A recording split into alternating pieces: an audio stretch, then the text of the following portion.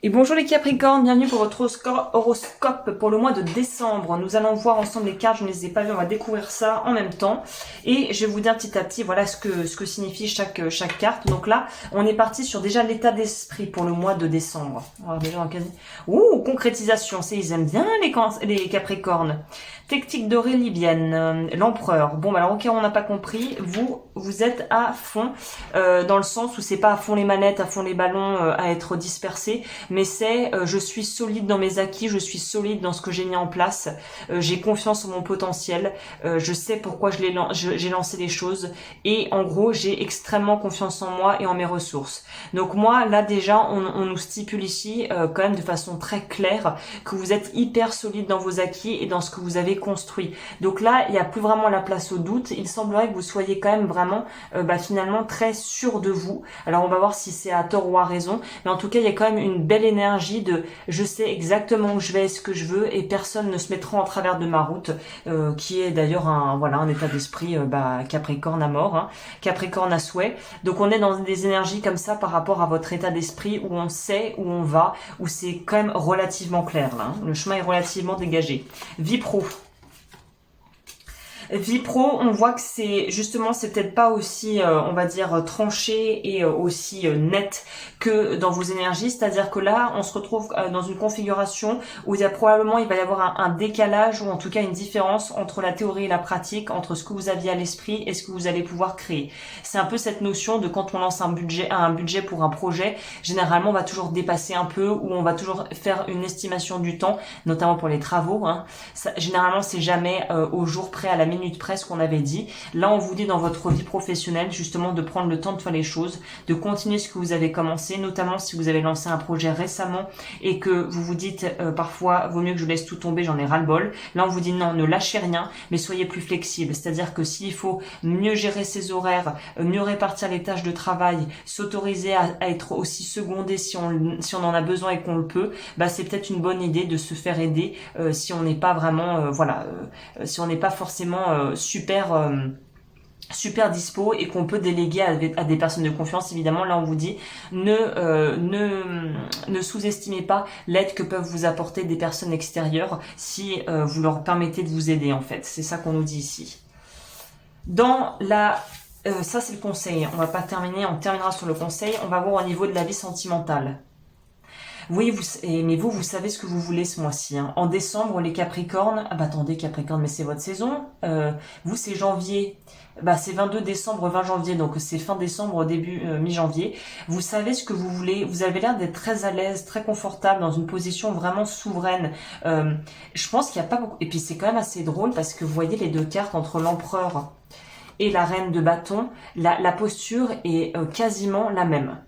Donc il y a vraiment, et lui il tient un bâton, elle tient une fleur, et ils ont tous les deux le bâton dans la main droite. Donc il y a vraiment une notion ici, vous êtes très solide. C'est-à-dire aussi, c'est pas forcément que la confiance en soi, mais c'est solide dans vos choix, dans ce que vous êtes ce que vous créez pour vous-même et par vous-même.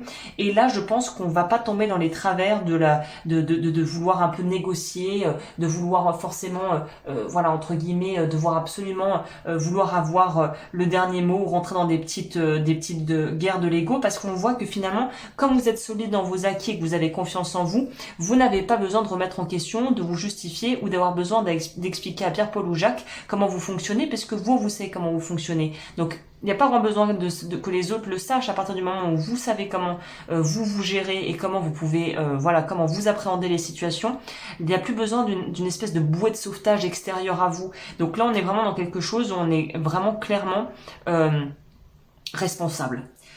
On est responsable de sa vie, on est responsable de ce qu'on crée et on assume ce qu'on fait. Donc c'est plutôt des énergies sympas, hein.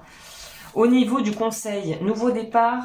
Alors ça, ce qu'on nous dit ici, c'est que ne vous précipitez pas, le nouveau départ arrive. De toute façon, on dirait qu'ils sont prêts pour partir. Là, ces deux personnages, pour moi, ils sont prêts à céder du bâton et par la traction du bâton pour se relever et partir.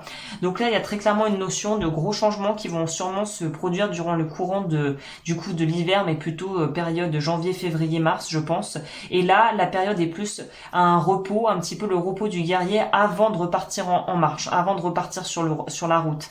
Donc là, on vous dit profitez de cette fin d'année pour justement travailler sur les projets qui sont en cours, profiter de ce que vous avez besoin d'apprendre ou des apprentissages encore en cours et en fait de préparer le terrain et de vous préparer psychologiquement aussi à passer à la suite d'ici le début de l'année prochaine. On va compléter pour avoir un deuxième conseil. Qu'est-ce qu'il dit ici? Oui. C'est marrant, vous voyez, deux cartes, deux tarots différents qui nous disent la même chose. Encore une fois, le 4 d'épée.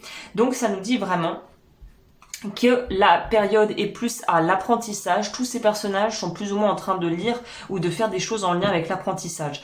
Donc, continuez à parfaire vos connaissances, continuez à aiguiser, entre guillemets, vos lames pour être prêt à vous en servir le moment voulu et en fait, continuez de ce que vous êtes déjà en train de faire. Restez dans cette dynamique-là. Y a pas d'ombre au tableau. Là, il n'y a pas de problématiques majeures pour moi qui ressortent. Mais ne vous précipitez pas. C'est un peu le calme avant de se remettre dans l'action, c'est la tranquillité avant l'orage, quoi. Ou après l'orage, il y a un moment d'accalmie, puis après, boum, on repart de plus belle.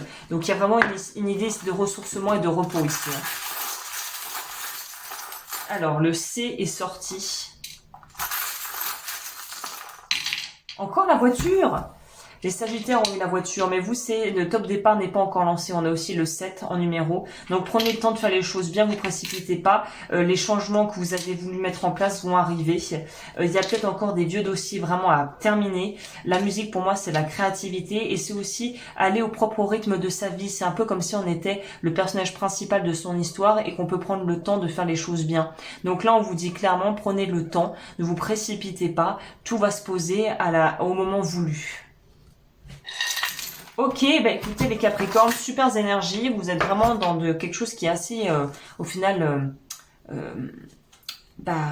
rassurant. Donc c'est plutôt agréable. N'hésitez pas à regarder ce que je propose sur mon site et sur Patreon et je vous retrouve très vite pour de nouvelles vidéos. D'ici là, prenez bien soin de vous.